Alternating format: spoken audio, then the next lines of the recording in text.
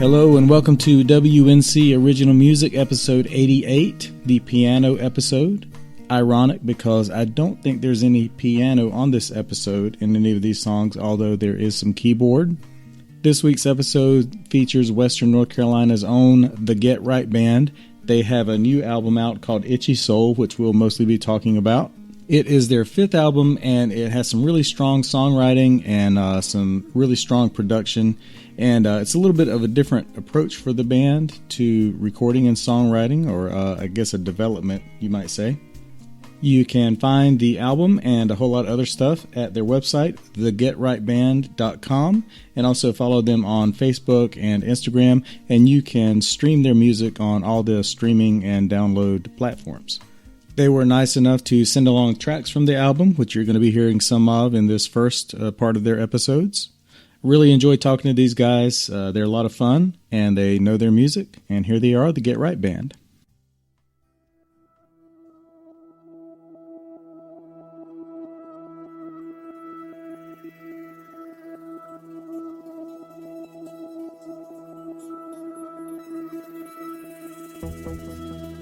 You wonder what your role is in this country and what your future is in it. From my point of view, no label, no slogan, no party, and no skin color, and indeed no religion, is more important than the human being.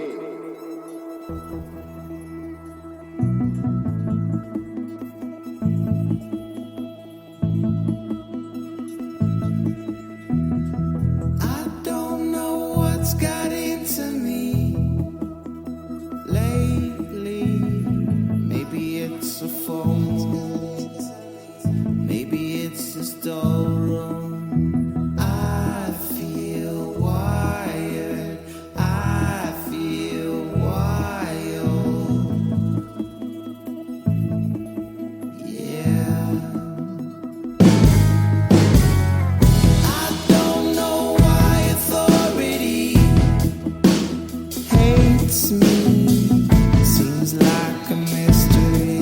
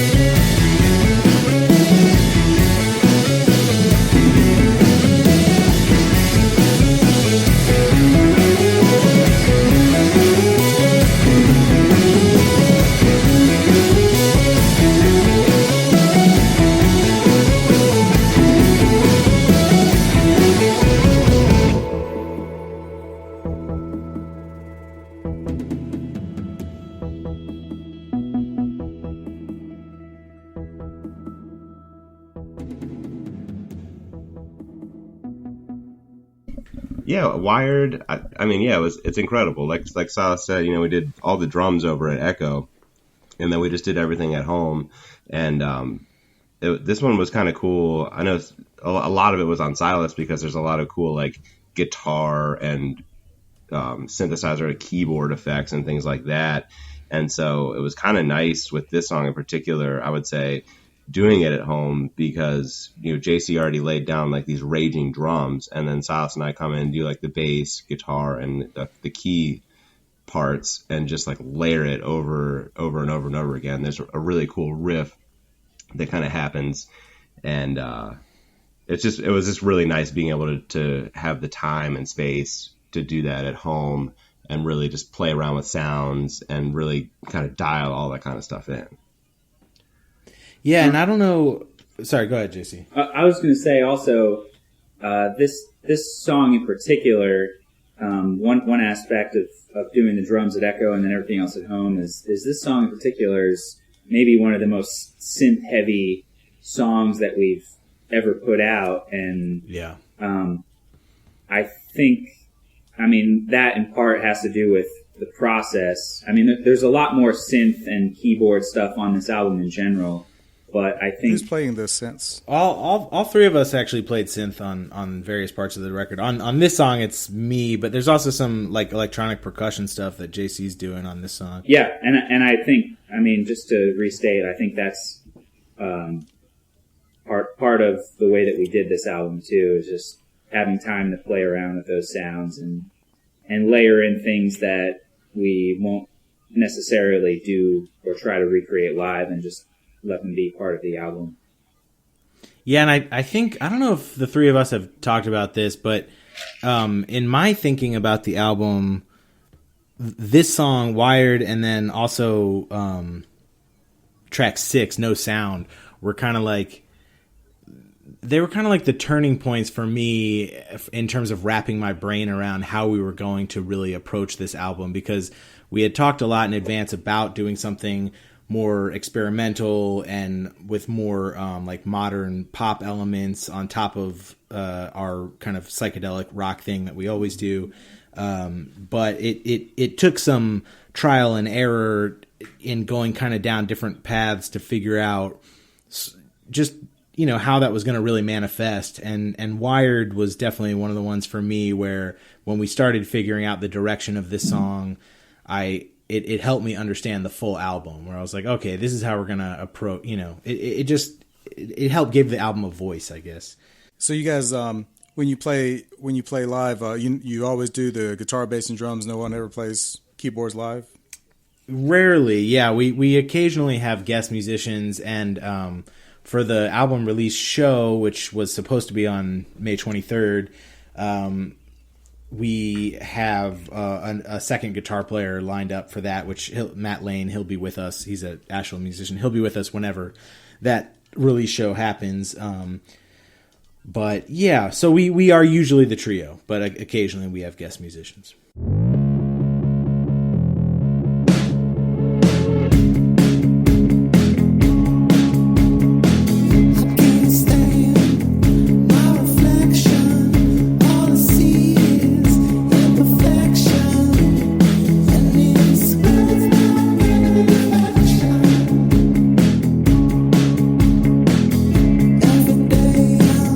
Disrespected, I can't stand all this rejection.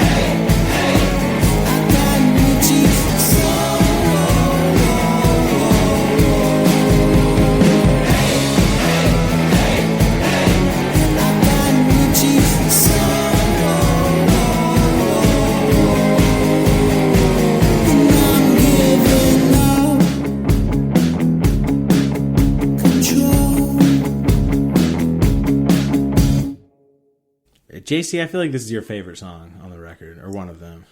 I mean, my favorite song is Ever Changing, but True. I think it's a good song. If you were going to kind of pick a track to kind of represent a general direction of what to expect on the album, it's a good song for that. It's very driving song, and I feel like it's early in the album. It sets a tone, and I feel like in general this album is a very different direction from our last release, and I don't know, this song in particular is a good song to kind of set the stage as to what to expect on the rest of it.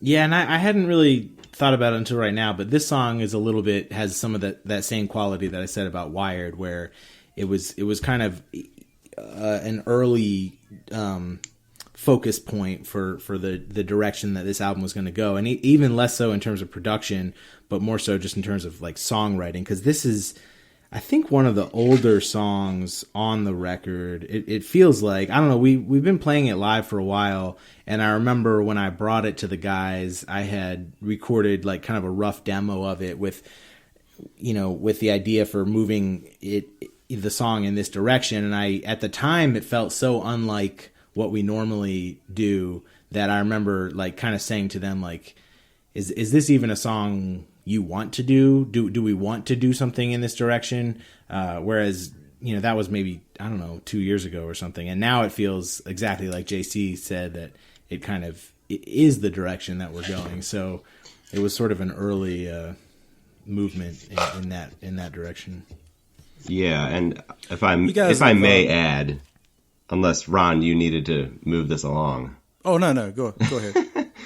I would just say that this song, like Silas was saying, really kind of takes us, it's like the direction that we were trying to go. And as somebody that, like myself, I really historically have resisted change, this song in particular was kind of the turning point for me as well, in the sense that it really opened my eyes to effects on the bass, the sound of the band, the production of the album, as well as, a nice training ground for us for the production of the album, because with like the drum sounds, I just remember we spent so much time on just the sound of like the snare drum in particular, and just kind of making sure everything sounded fat. And so for somebody that doesn't like, historically hasn't really liked change too much, and has not particularly loved being in the studio, this song was quite enjoyable for me, in the sense that it got me around to kind of liking those things, and kind of brought me up to speed as to where the band was going. So that song. This song is pretty meaningful for me as well. Nice. That actually relates to what I was about to ask. Is you guys have mentioned a couple times already that this is a different direction for you. It sounds like that was kind of intentional. That you said, did you sit down and say, we want to go in a different direction, or is it more, we are going in a different direction, we feel like it's happening, let's kind of continue it, or we've noticed it after the recording, or how did that happen? I think it was actually kind of all those things. It was sort of a perfect storm of feeling like, we're always trying to move in a new direction. We never want to be repeating ourselves. So that's one thing. But some of it happens organically from my songwriting. Some of it happens organically from the way Jesse and JC bring their parts and their arrangement to the songs. And then I think too, we just, we try to follow our muses, and it feels to me like our muses had been pulling us in a more rock direction, as well as a more pop direction, as well as a more psychedelic direction. And it was just a matter of figuring out how to marry all those things. And kind of around the same time that we were starting to put this record together, we were also having a conversation about how we label ourselves genre-wise, which is, something it would be cool to not even have to do. But obviously, the world we live in, everyone, that's the first quote. What kind of music do you guys play? What do you call your music? And for years, we'd been calling the band funk rock reggae, which felt accurate for a while in the early years of the band. But I think without us realizing it it had kind of stopped being as accurate, even though there's still elements of that in our music. It had been moving in this more rock direction. And so, as this stuff was happening naturally, we also sat down and had a conversation where we said, like, maybe this isn't the right way to present ourselves anymore. And then we came up with calling it psychedelic indie rock, which also has its limitations as any label would. But I feel like that, for me, and I think for all of us, that really kind of like changed our mentality. It really made us, it put into words something that we all had been kind of feeling happening. And that coincided with the getting started on this record. So it sort of happened organically. And then there was a moment where we kind of realized it and acknowledged it and put it into words. Yeah. And I would just add that, Silas and I this is Jesse. Silas and Jesse have been playing together for 20 plus years. And as with any relationship, you can't do the same thing over and over again and still, be as happy as you were. We do what we do very well, but you always have to change up what you're doing in order to enjoy yourself and to keep things fresh. As with, any relationship, any marriage or whatever, you can't just go about your business and expect to be happy for the rest of your life if you don't put in some work and try to grow and change together. And so this, I think also timing it with doing the album ourselves, it was just a good chance for growth and change that we were all excited about. Yeah, for ourselves and for the fans. Did you guys have any, during the kind of lead up to this album, did you have any songs either finished or just that you're working on where you kind of started on it and then just said, you know what, that's from 2 albums ago. We're not going to put that on this album, so we're not going to pursue it? That's a good question. I don't think that did happen. I mean, I guess when it came down to selecting which songs, like we definitely have songs that we play live that we chose not to include, songs that we play live that haven't been on a record. I think there are some of those, although the live album had some of those on it, but yeah, I don't think we started any that didn't go through. Do you guys remember? I mean, I have no memory of it. I just generally, I know there's songs. There's songs that have come in and out of our repertoire that definitely we've tried at various points to include these songs, and I think the more that we play together and newer songs are hitting that much better, we're just kind of like, well, we don't want to play these songs anymore because we're not really putting our best foot forward. But maybe we'll come back to them at another point down the road when we've had some time to kind of maybe we'll do it later, maybe we won't. But I think the more that we play together, the higher kind of that bar gets set. And if something's not hitting to that level, then I think we all kind of agree, like, we should just put it aside for now.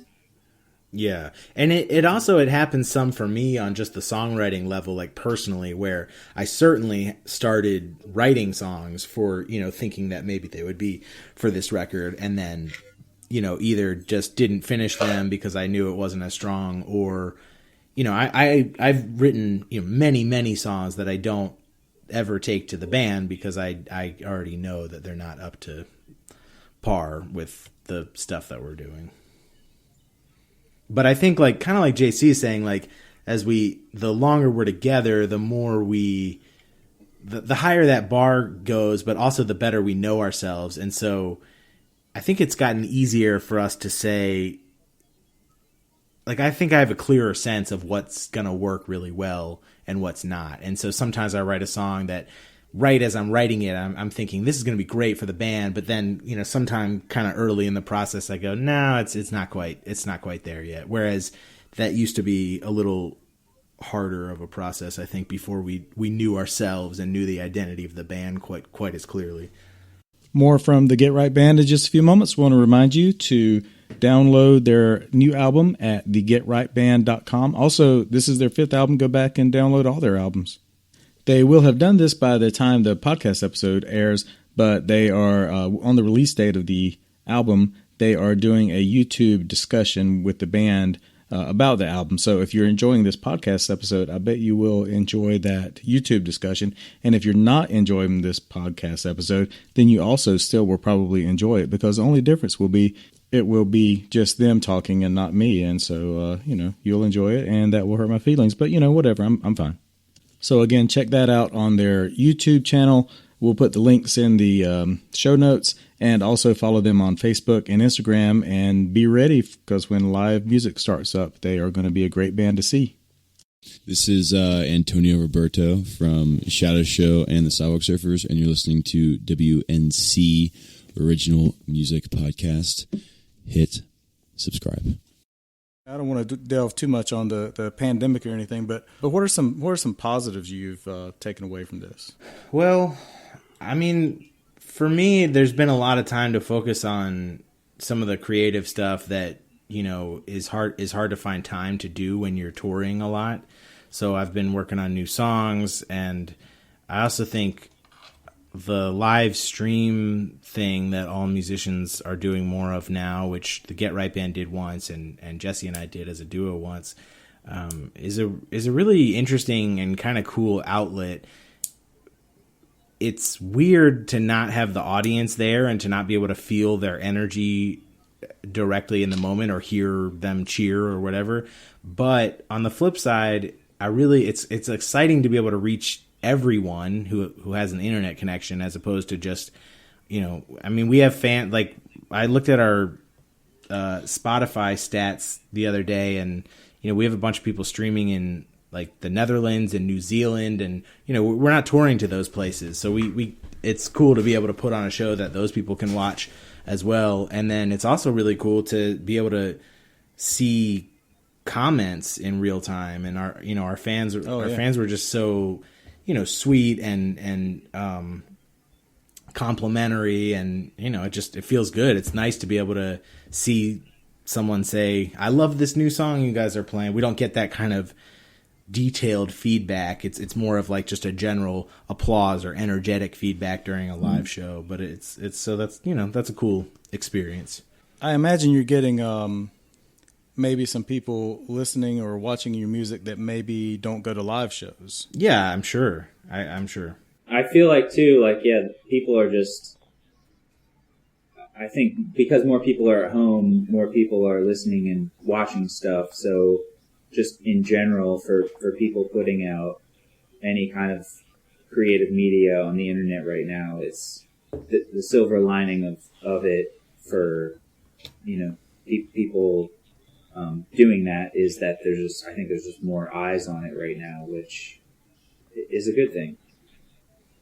Yeah, I personally have been listening to a lot more music, since COVID-19 happened, as I'm normally a fairly busy person and I like activities to do to keep myself occupied. But now that I have virtually nothing to occupy my time, I have been definitely just blaring music constantly, and it's been pretty nice, honestly.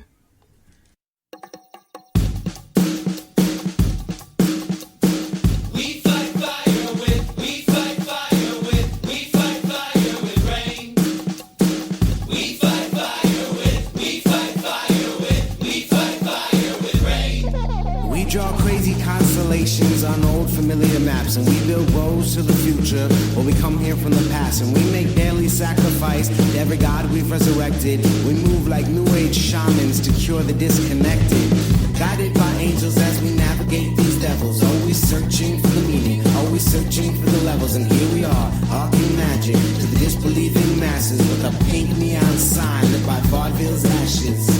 We fight fire with, we fight fire with, we fight fire with rain. We fight fire with, we fight fire with, we fight fire with rain. We peel off one mask just to slide into another. We reflect to the world the foolish folly of struggle. We beseech you to think, because thoughts can make love. We invite you to forget, sometimes thinking is too much. We rub wood together, we wage war with the fire, like cultural warriors with a nomad's empire. The need swells from inside, there was never a choice. You are obliged to sing loudly if you are given a voice.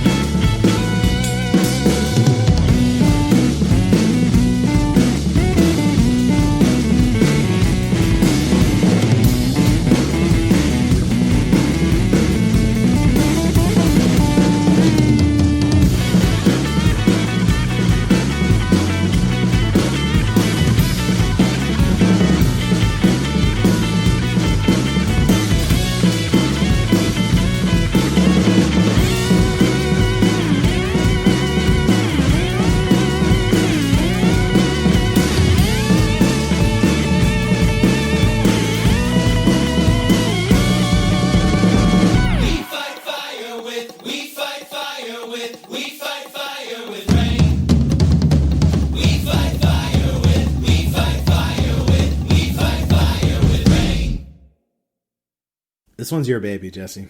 Yeah, this song kind of blows my mind. I really love this song because it's one of those songs that playing it live is so fun, and people just immediately start moving to it, and so it really it embodies our sound pretty well as far as like kind of our newer sound, but also bringing a lot of like the dancing elements of our origins. And it's just a fresh song, and I really love it. The sound of it, the writing of it, and I was just very pleased when we started recording it because it got weird. I mean, we definitely, there's a lot of loops, you know, and synthetic sounds, like synthetic. I mean, basically there's synth everything in this song, but there's also live everything, and it's just a perfect blend of loops and live sounds, and it's just a fascinating song to me because it really encapsulates our sound, our live sound. But it's one of the, I would say, most quote unquote doctored or produced songs on the album. So that I love it. I love it because like I was saying earlier, I haven't been historically a fan of the studio, but with this album, it's really brought me around, and this song as well, just in the sense that, you know, there's no ceiling. We can do whatever we want. And I think this song, we really just pushed as far as possible in that sense. It was interesting. I did an interview recently for another media outlet about this album, and the interviewer said that this felt like a triptych, like it had Fire with Rain had three completely distinct sections, which is completely true. And oddly, I'd kind of never thought of it that way. So it's kind of interesting it feels very much like one thing to me, but it really does kind of have like that Rhapsody feel of some you know, drastically different sections.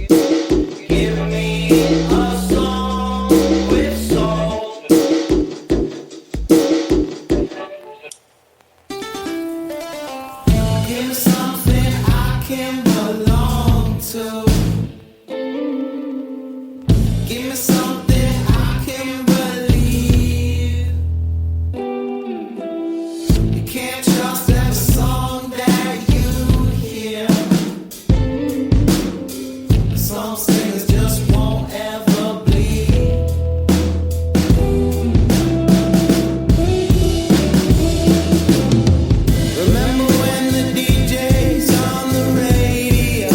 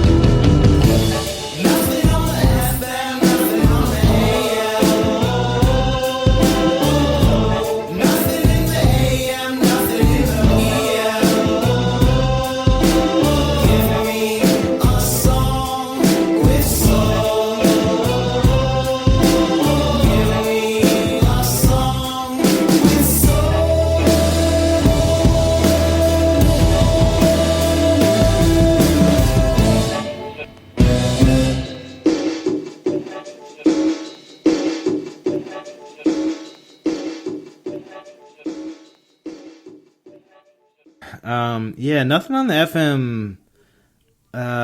Let's see, Jesse and JC, would you guys agree that this song maybe changed like the most from any song from the live version to the studio version? I would say, yeah. I would agree.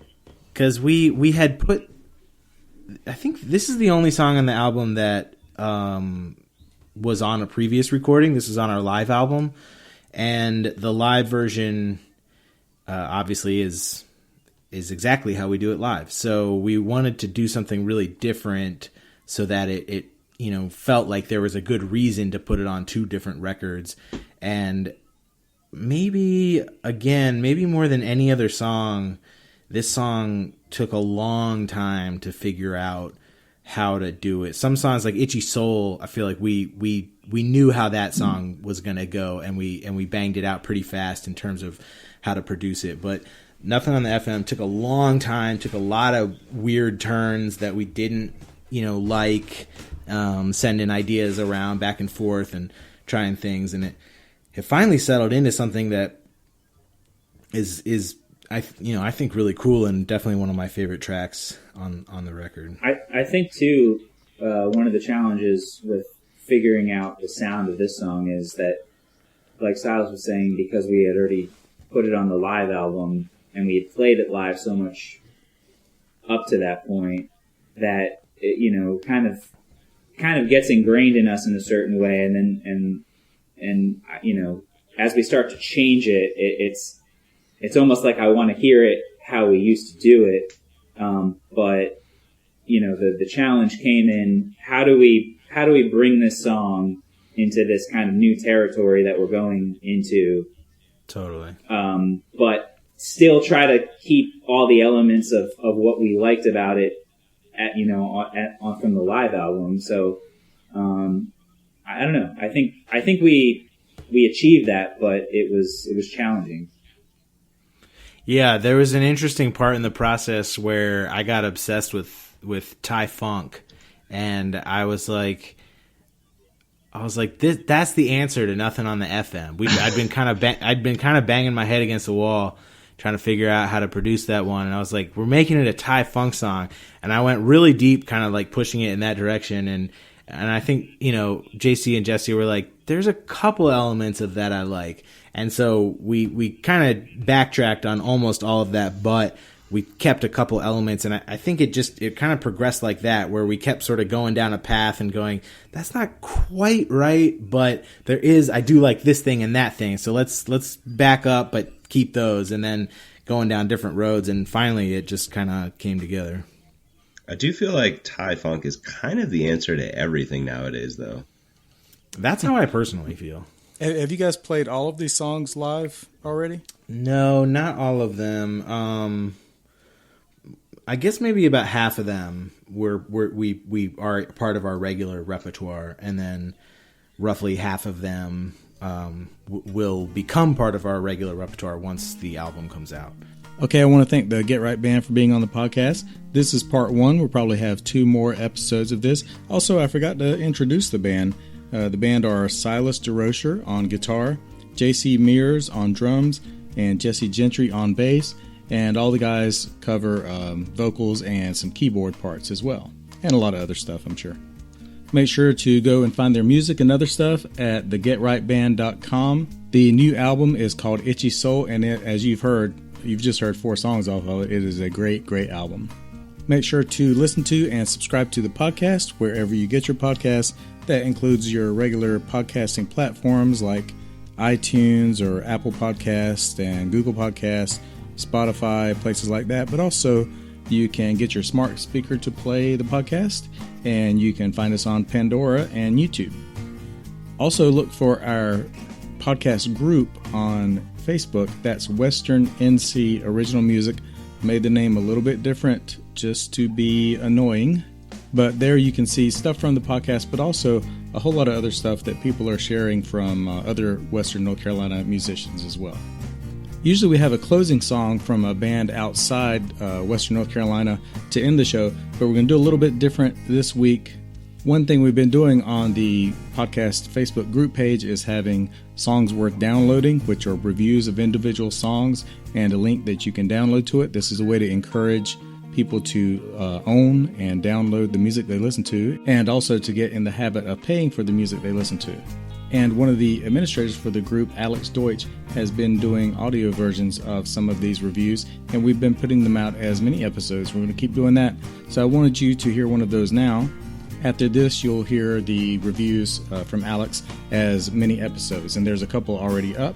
But right now, here is Alex discussing the Deathbots song, Just Go. I adore the Deathbots. Almost no one makes music like this anymore, but Fat Wreck-Chords' Epitaph-style punk rock was my first love. Their sound in general, and in particular their song Just Go, is some unpretentious, straightforward rockin' good times. Carl's vocals are slightly reminiscent of Glenn Danzig on this track, but less obnoxiously stylized and more honest. His guitar tone is perfect for his unapologetic power chords and octave riffs. Brandon's backup woes are sublime, and his drums are rocking and loud. I'll say that again, loud. Scott Sturdy's bass is driving and provides pop-punk counter-melody perfection. You still don't want to download this song? What are you, a poser?